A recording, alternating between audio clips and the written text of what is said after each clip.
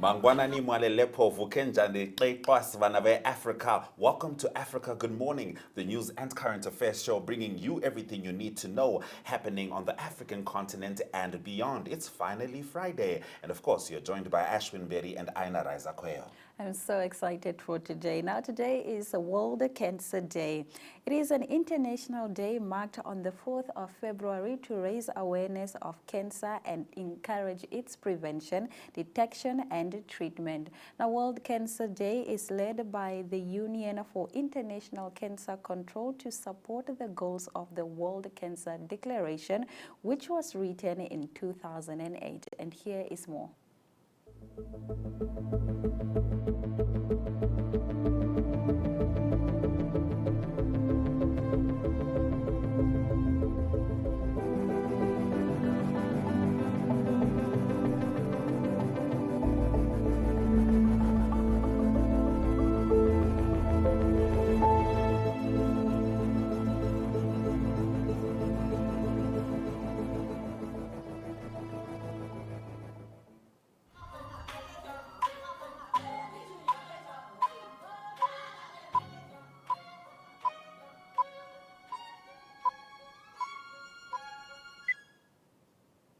Thank you very much for choosing to start your day with us. In our top stories this morning, world's first malaria vaccine making inroads in Western Kenya. More than 100,000 children in malaria-endemic Western Kenya have received the new vaccine against the disease, which kills 260,000 children under 5 every year in sub-Saharan Africa. A pilot program has been rolling out the groundbreaking drug, which was 30 years in the making in Kenya, Ghana, Malawi since 2019. It was approved for the broad use for children in sub-Saharan Africa and other at-risk regions by the World Health Organization in October last year. Inequitable vaccine distribution puts global herd immunity out of reach. Lucy Akinyi said none of the children have tested positive for malaria since being vaccinated. She said bringing her great comfort living in a region where the disease is a major killer. Now, in our second story, U.S. Special Forces launch major raid in northwest Syria. At least 13 people have been killed in a major U.S. Special Forces raid in opposition-held northwestern Syria, first responders and activists say. The Pentagon said the mission was successful and that there were no U.S. casualties but gave no other details. The White Helmets Rescue Service said it had found the bodies of 6 children and 4 women at a house in Atme. The target of the raid has not been identified, but jihadists linked to Al-Qaeda are thought to live in the area. Several U.S. helicopters reportedly landed in Atme. The special forces used loudspeakers to warn women and children in Arabic to evacuate the area. Gunfire and shelling were heard for 2 hours before the helicopters departed. A witness told Reuters news agency that he saw several bodies at the scene afterwards. There was blood everywhere, he said. West African leaders hold the emergency summit after spate of coups. The West African leaders hold a key summit on Thursday as a wave of coup buffets a region struggling with poverty and a long history of turbulence. Emergency talks in the Ghanaian capital Accra were triggered by after Burkina Faso on the 24th of January became the 3rd member of the 15-nation economic community of Western Africa states to be overtaken by a military. Burkina followed Mali, where a coup in September 2020 was followed by a coup in May 2021, and Guinea, where elected President Alpha Conde was ousted last September. Adding to the region's turmoil was a gun attack on Tuesday on the president of Guinea-Bissau, Umaro Embalo, stoking fear that years of effort to steer West Africa towards stability and democracy are falling.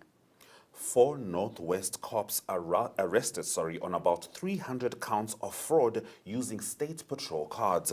4 police officers have been arrested in connection with a fraud case in Northwest South Africa. The officers were arrested alongside 2 patrol attendants working in the colony. The officers are accused of colluding with the patrol attendants between January and December 2020 to defraud the South African Police Service. They were arrested on Tuesday, said police spokesperson Lieutenant Colonel Amanda Funani. Some of the fraudulent transactions were made while vehicles were at the SAPS garage for repairs. The 2 patrol attendants, aged 38 and 58, have agreed to become state witnesses, said Funani. The police officers face around 300 counts of fraud. Northwest Police Commissioner Lieutenant General Selo Kwena said the arrest will serve as a warning to corrupt employees that management will not tolerate their behavior. At least 7,500 homes are without power after tropical cyclone Batsirai. Thousands of homes were left without power in Mauritius as powerful cyclone winds battered the Indian Ocean island nation. Tropical cyclone Batsirai passed within about 130 kilometers of the holiday paradise, bringing heavy downpours and winds of around 120 kilometers per hour, with a peak of 151 kilometers per hour recorded in the capital Port Louis. Life was brought to a standstill with public transport cancelled, shops and banks shut, and air and sea travel halted. At least 7,500 homes were without power after winds knocked down trees onto electricity lines, according to the local electricity board. The telephone network was also disrupted. The reopening of schools closed since November because of the spread of the COVID-19 Omicron variant could not take place as planned. The French island of Reunion, which lies about 230 kilometers southwest of Mauritius, was on red alert for the likely passage of Cyclone Batsirai overnight. We'll be right back after this commercial break.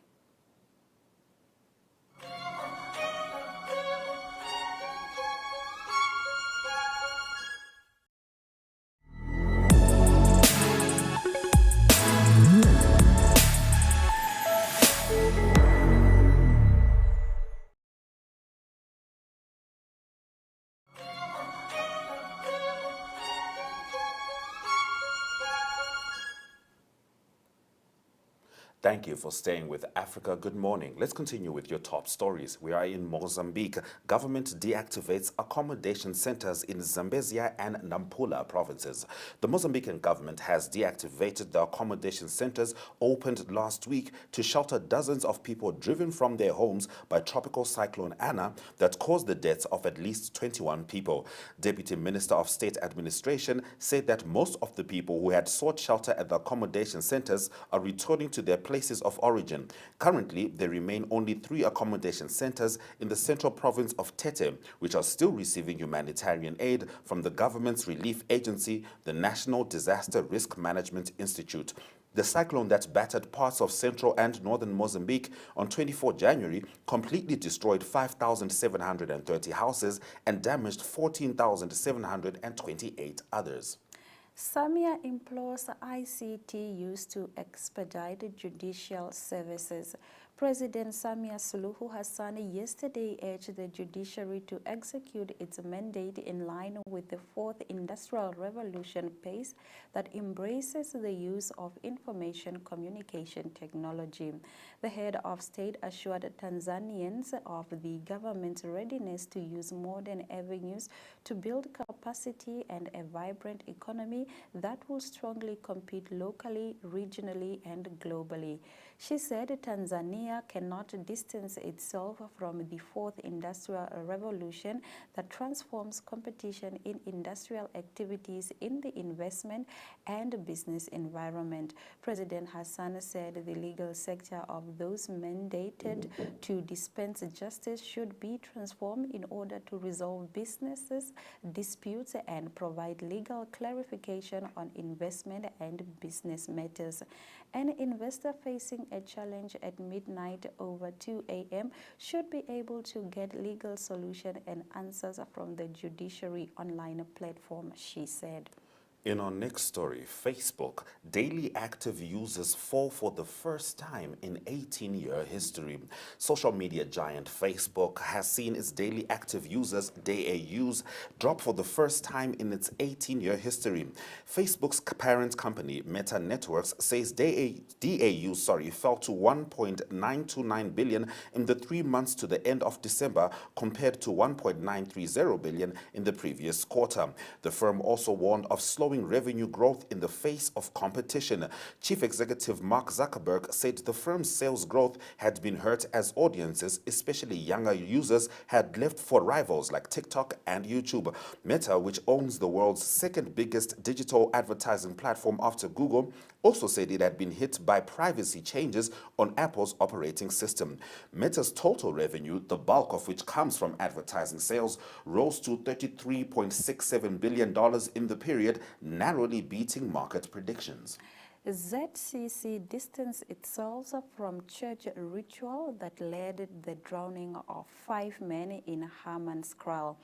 The Zion Christian Church has distanced itself from the activities that led to the drowning of 5 men in Hammanskraal. According to the church, it stopped all its activities in response to the declaration of a state of disaster in March 2020 at the start of the COVID-19 pandemic. ZCC spokesperson Ephraim Mafetsa said the leader of the church had advised members on so many occasions to desist from going to rivers and mountains to pray. The church added that it was disappointed to learn that despite its teachings, some members persist in visiting rivers, dams, and mountains, contrary to the policy and the rules of the church. The ZCC conveyed its condolences to the families and friends of those who died. We pray to God that these families are comforted and strengthened as they deal with their loss, Mafetsa added. The church statement comes after the drowning of 5 men on the 12th of January. The last of our top stories focuses on Tanzania as local hunters unhappy with new wildlife hunting bill. Local hunters have once again criticized a new legislation on wildlife hunting. They claim that the recently passed bill on hunting could be another ploy to push them out of business. Mr. Saidi Mzee, the secretary of Tanzania Local Hunters Association, said they had reservations on the bill. It is bent on removing us from hunting, he told the Citizen, calling for swift intervention of higher authorities. He said efforts to reach out to the relevant authorities to have their grievances heard and acted upon have been futile. That is, despite a series of meetings convened by the Tanzania Wildlife Management Authority. Also involved is the Wildlife Division in the Natural Resources and Tourism, another government arm overseeing wildlife hunting. Criticisms against the bill follow recent complaints by the same group over not being allocated hunting blocks with sufficient numbers of animals. All right, that brings us to the end of our top stories. After the break, we'll be looking at how to tackle global iniquities in cancer. Stick around.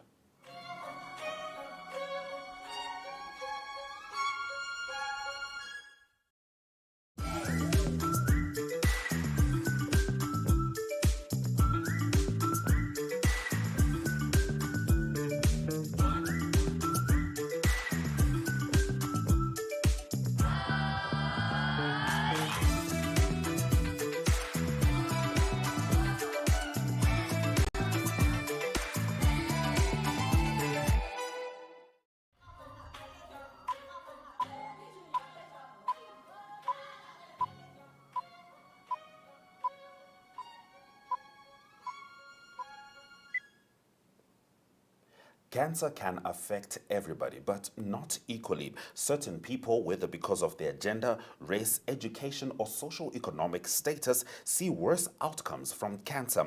Access to cancer screening can differ, as well as the quality of patients' lives after the treatment. Our knowledge of biological aspects is also increasing. Professor Sulma Mohammed's research looks at ways to understand and tackle these cancer health iniquities with a focus on sub-Saharan Africa. Have a look. Cancer actually affects all the people, but not equally. So it can affect rich or poor, white or black, and anyone in any geographical location.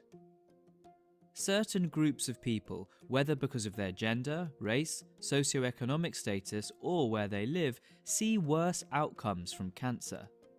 This includes cases and deaths, but also screening and quality of life after treatment. These differences, known as cancer health disparities, are part of Professor Salma Mohammed's research into the prevention of cervical and breast cancer in sub-Saharan Africa.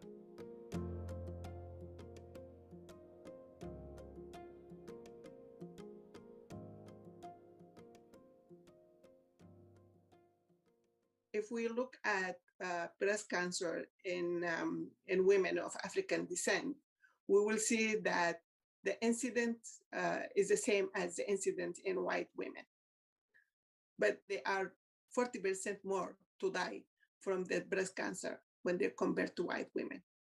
In the United States, cervical cancer is very uncommon, but cervical cancer is the second most common cancer in sub-Saharan African women, and the most cancer that women die from. The reasons for cancer disparities are complex and can include access to healthcare, behavioural factors like smoking, as well as education and wealth.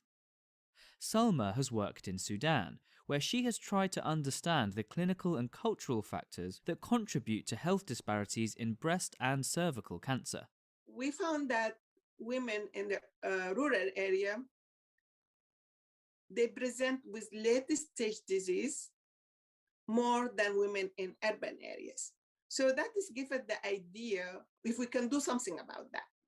So we know that screening usually done with mammography, but mammography is not available in Sudan. There is one mammography and it costs $200 to get a screening.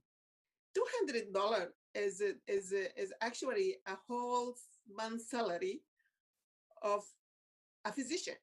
Forget about the other people. So that's a lot of money. So we could not do mammography. So we said we want to raise awareness and we want to come with a program that is more culturally appropriate to screen for cancer. And so because these women in these villages, they are not educated, they don't know much about cancer. So, and if a woman has a lump on her breast, she will think this is something is going to go away. She's not going to spend the whole day, to travel from one place to another so she can just to see what it is. And also we have a culture of, people are fatalist, and they say, the Muslim people, and they say, if Allah want me to die, I will die. I'm not going to go through the trouble of doing it right now. So this is all, contributing to these women not to go and seek help.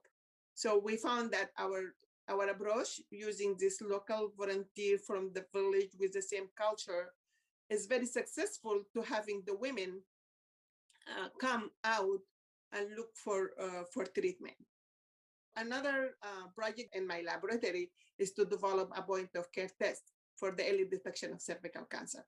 We know that cervical cancer screening is very important in low-income countries. So if we can have a test that can be immediately read and within, the first visit and treat immediately, that is very important because we don't want to take the sample until the women come back again. Most of them, they don't come back. So we need to do a test that immediately, and also this test, it can be done at home, the same as pregnancy test. But as well as all these factors, perhaps the least understood of all is the role of biology in creating cancer health disparities. We still don't know a lot about it. And hopefully that is one of the milestones that we're looking for the future. With the advances in genomic and proteomic and bioinformatic techniques, we were able to understand there is differences in genetic predisposition in cancer, and also identify some molecular subtype between this population. That in breast cancer now is divided into 4 subtypes. And we found that the triple negative subtype, which is more aggressive disease, is more prevalent in women of African descent. The major milestone I think that we have achieved in cancer disparity is that the acknowledgement there is cancer disparity exists, and there is focus now to understand it and try to work and to see how we can help eliminate this cancer disparity. For future milestones, we wanted to invest in young scientists, to invest in clinical trials, and build cancer research. And very important is expanding the diversity in biological reagents that we use in cancer research that could broaden our understanding of cancer.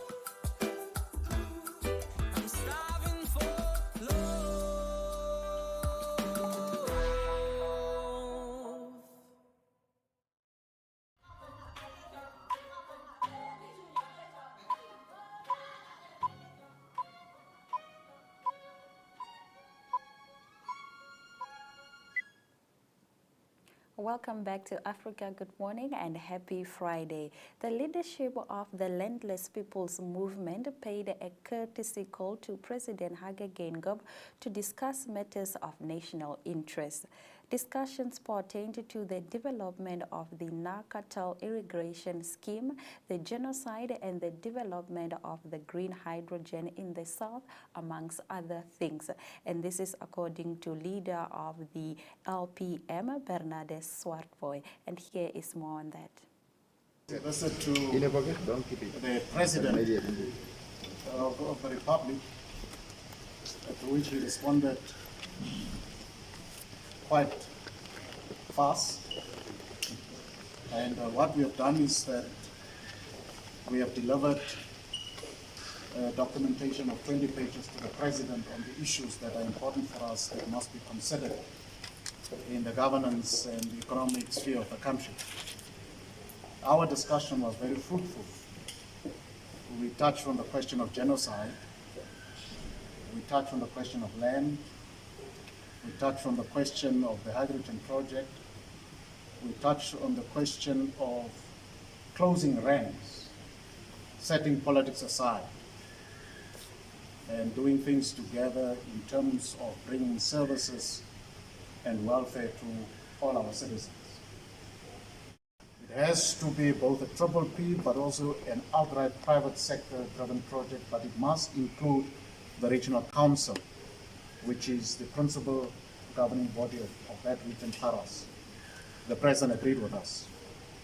We said that there are local investors that are willing and ready to put in money to create jobs, start irrigation, and we proposed to the President that we must look at the land to be shared, 2,500 hectares to the Taras Regional Council and 2,500 hectares for the central government to do their part and the regional council does its part. That will still be discussed. Obviously, the President cannot agree to something of that sort just here. You would understand that. We have also said that there is need for a different irrigation system to be looked at Hartap to gain additional 1,000 hectares of land. That will have to be looked at. We then said that the resettlement program has failed. Also, victims of genocide must be prioritized in the allocation of resettlement land. We highlighted the question of starvation of many Namibians, but in particular the San community. And we will take up that discussion with the Vice President's office, who has asked us for further details. The San community in Omaheke are suffering from landlessness, and when they have land, they are suffering from lack of water. The water is poisoned. They share the water resource with rats and with wildcats who fall into the pit and they poison that water stream. We said that must be looked at. We of course also raised the important issue of the local authority debt to manpower. The southern part, for example, has debt to the tune of 250 million Namibian dollars only to manpower. We said that debt must be cancelled. But beyond cancellation, there must be interventions with renewable energy investment so that we don't cancel debt and fall back into the same problem of the accumulation of debt again. We highlighted that there are structural problems that create that debt in the first instance. And we shared an understanding with the President and his team that that matter must be looked at. We highlighted quite briefly that the Ministry of Urban and Regional Development does not approve local authority budgets on time. As we speak, the budget of last year has not yet been approved by the Minister. That creates problems in terms of service delivery, because both councillors and administrators are not sure why budgets are not approved, what the delay is. There is no communication from the side of the Minister. A genocide conference of the affected communities. We will see what his final decision is. I will not disclose what his response was, but I think significant gaps remain in terms of where the government is and in terms of where we as KLPM are. We think some of the issues that were raised in the meeting are issues that can be overcome if there is dialogue, if there is an engagement, if the President accedes to our request to have a genocide conference, a well-organized one, not like a land conference, one that does not exclude people on political basis, a conference that is firm on who the affected communities are, not generalizations and people that want to squeeze themselves in because they have political numbers. No. People that were genuinely affected, and we are uncompromising on that. But as a party that is also leading Oranje Moon Town Council together with the IPC, that we would not want this project to be gobbled up in political party ranking.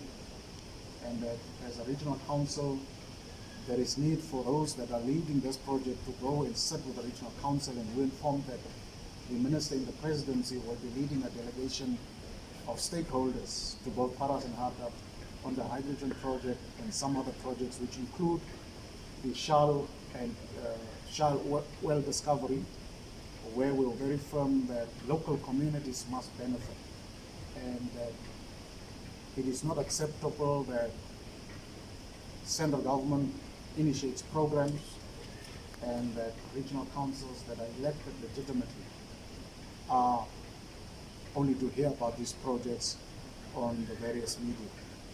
Overall, it was a good meeting. It was to open doors of cooperation.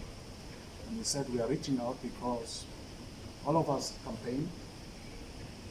Elections are over. We have to gather and we meet each other for discussions on planning projects and programs. We need each other to implement programs and projects.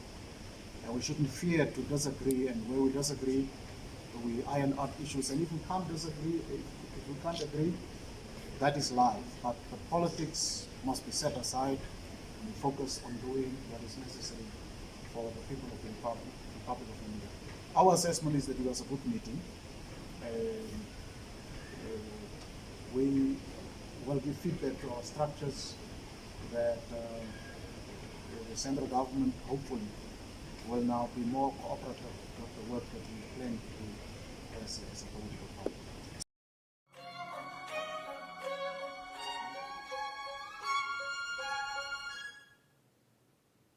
Listen to the President.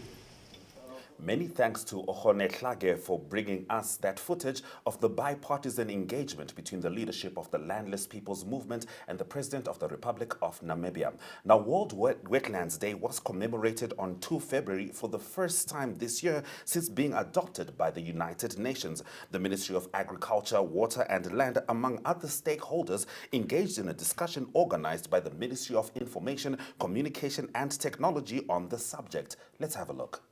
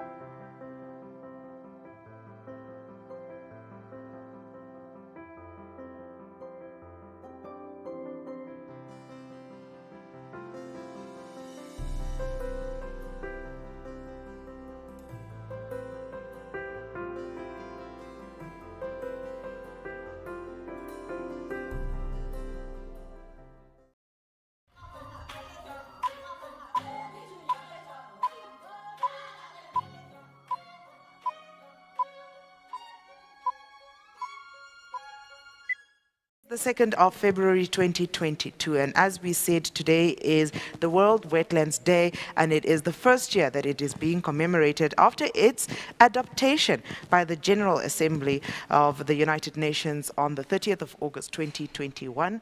This is after a co-support of 75 member states decided on this. To help us discuss the topic this afternoon, we do have Ms. Ndina Nashipili, who is the Deputy Director in the Division of Water Basin Management under the Ministry of Agriculture, Water and Land Reform.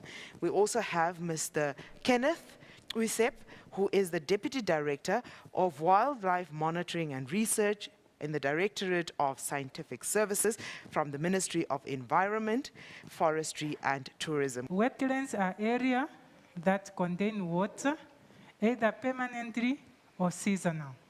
And this includes the natural wetlands as well as man-made wetlands. These are our rivers, our floodplains, our oceans, our lakes, and also our dams. It also includes the shallow coastal areas as well as estuaries. Estuaries are areas where the rivers meet the ocean. You know, Namibia is the most arid country south of the Sahara, which means we've got water scarcities, and every drop of water counts, and it's important that public is made aware of the important roles the wetlands play in provision of water and other ecosystem services. You know, wetlands are very unique ecosystems. They support different types of biodiversity. Rural communities depend on wetlands for their livelihoods, for their water sources, to water their livestock.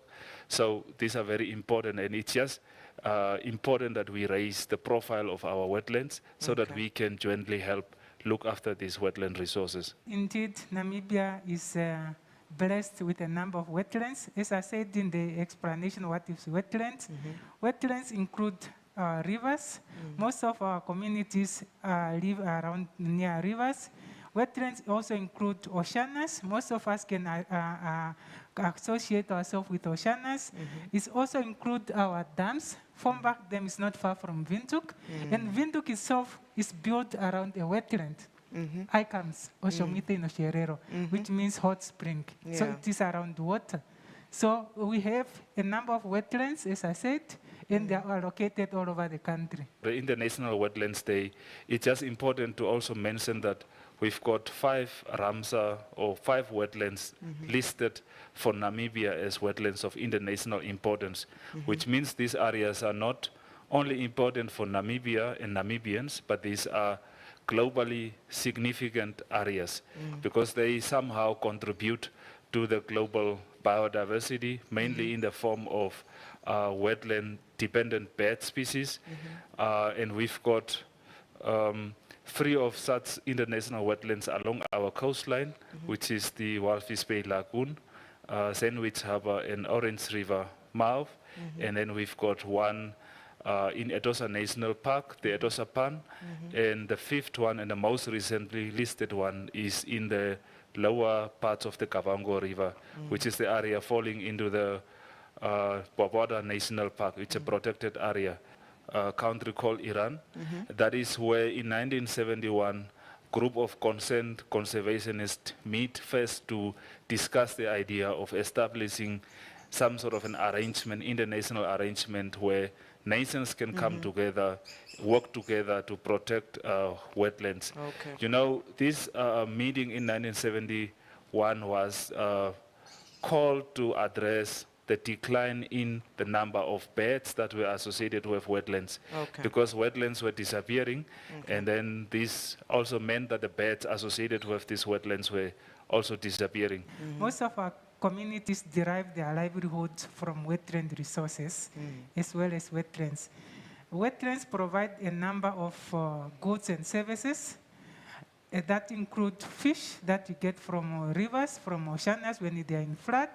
We also get other materials like reeds, especially people that are located along our perennial rivers, and also in some riverbeds around the country. Those are materials that you can use for crafts. We also have a fertile land around wetlands that we can use for agriculture, and also grazing land that is provided by those wetlands. So Yeah. the communities are aware of the wetlands, and they are driving their livelihood from these valuable resources. Globally, we are looking at about between 1970 and now, we have lost about 35% of our global wetlands. We are also losing wetlands at a rate that is 3 times faster than the rate at which we are losing our forest cover. So the decline in the status or condition of the wetlands is very rapid. That's why the theme of this today's celebration is to call for action for people and wetlands. If we don't do active interventions to help protect these wetland resources, they will disappear. If they disappear, the livelihoods of the communities depending on these resources will also disappear.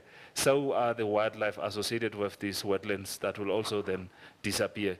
So it's very important that communities join hands with government and other stakeholders to look after these wetland resources. Like my colleague indicated, many rural Namibians appreciate the value of wetlands. They know that they depend on these resources. So, but sometimes maybe they don't have the capacity or capability or resources to then spread the message that we all have to work together to look after these resources.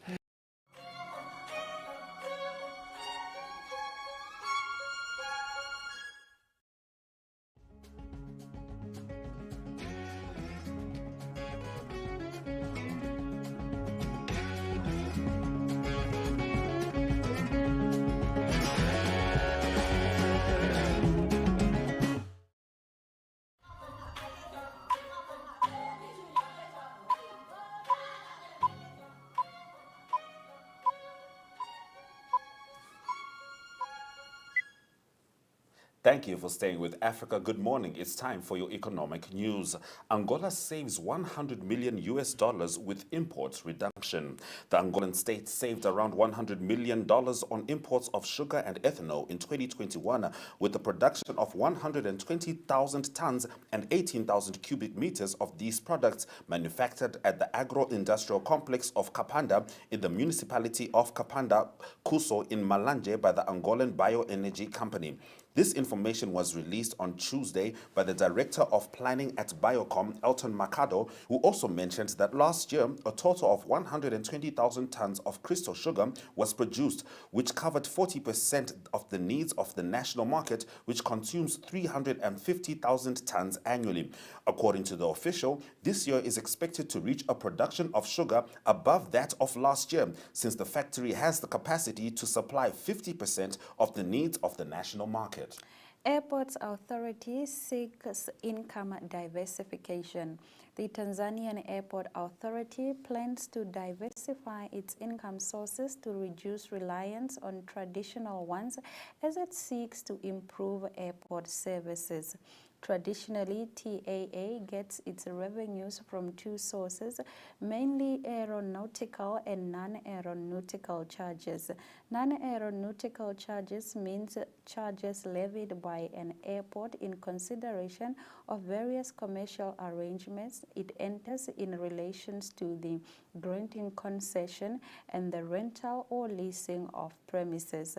Aeronautical charges such as those of landing, parking, and departure are charges paid for services or facilities directly related to the aircraft and the passengers and cargoes in connection with facilitating the journey.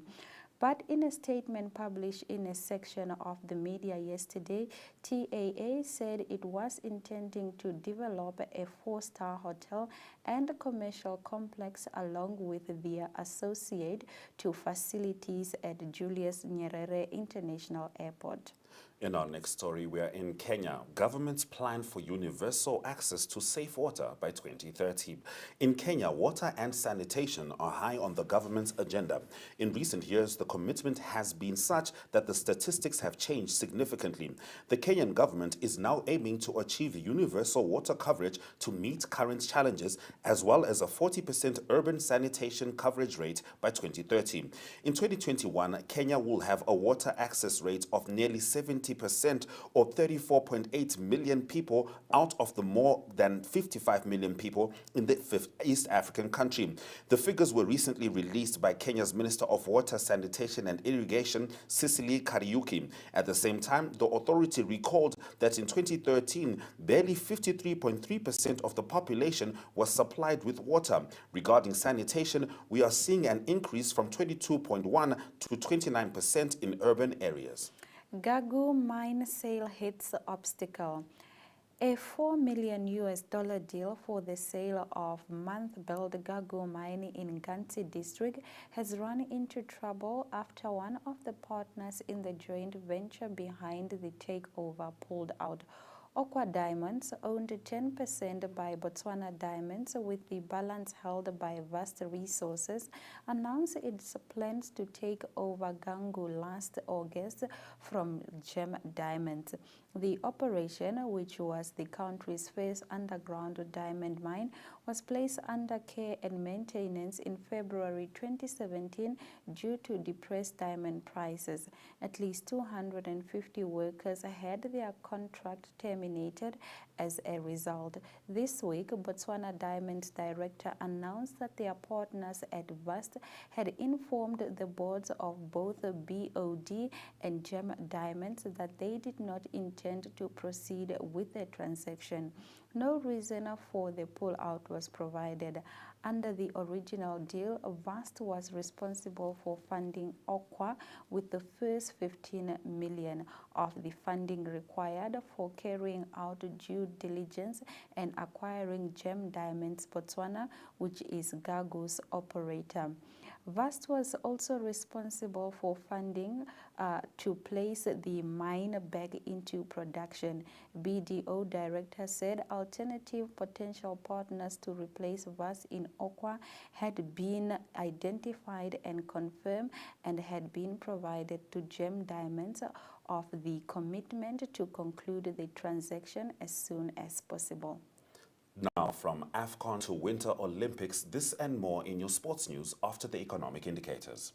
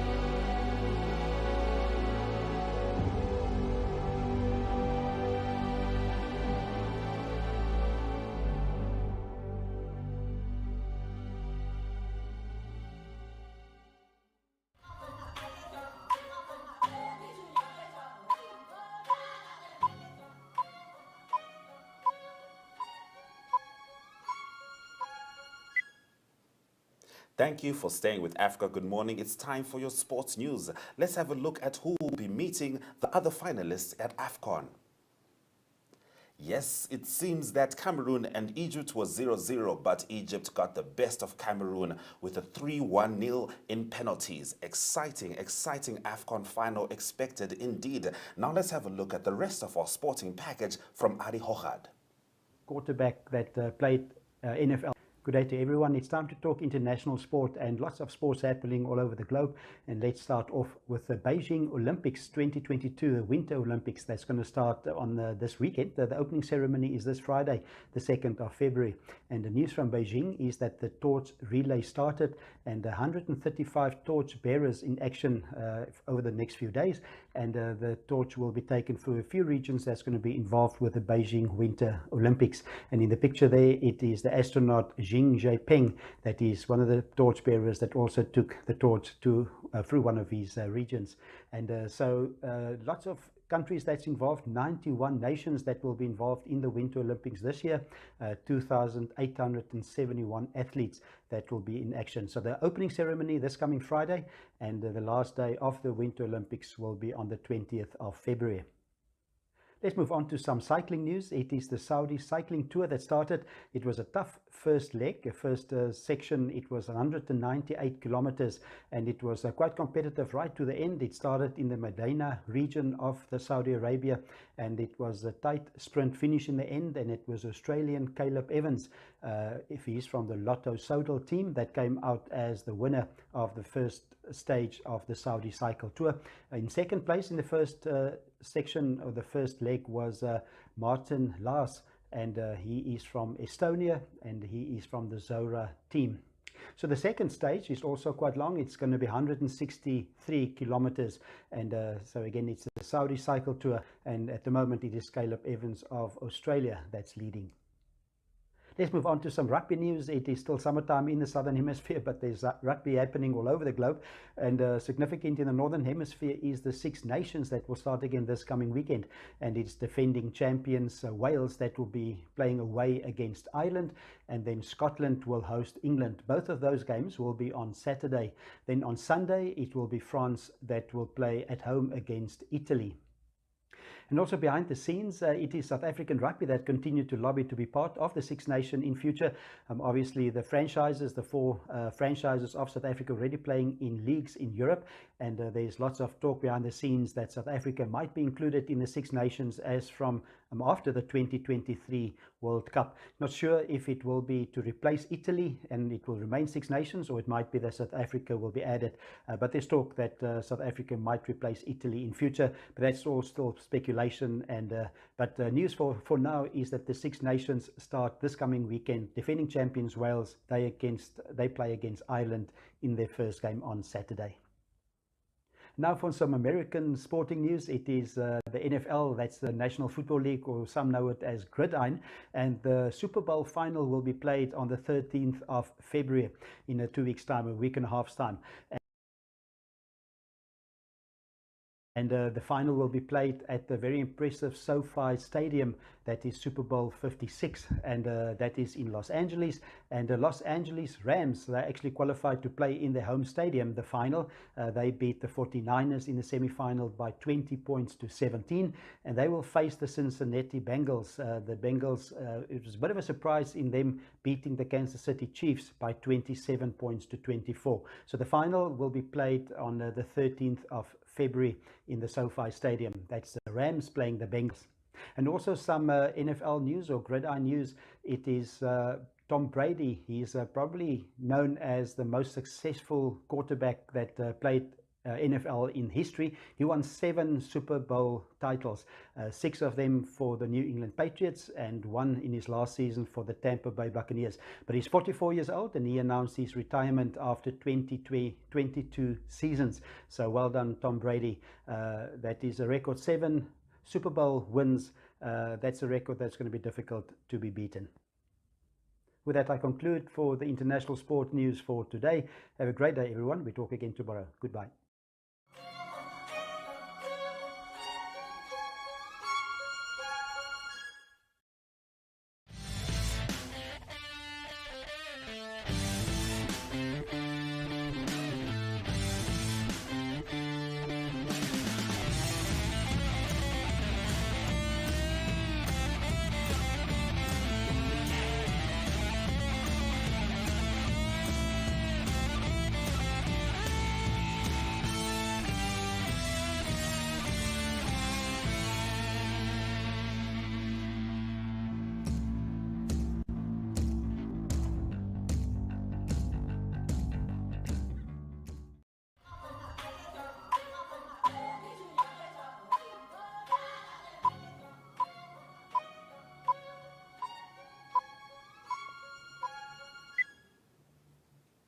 Africa Good Morning has been broadcasting live from 7 a.m., bringing you the news and current events happening in the African continent and beyond.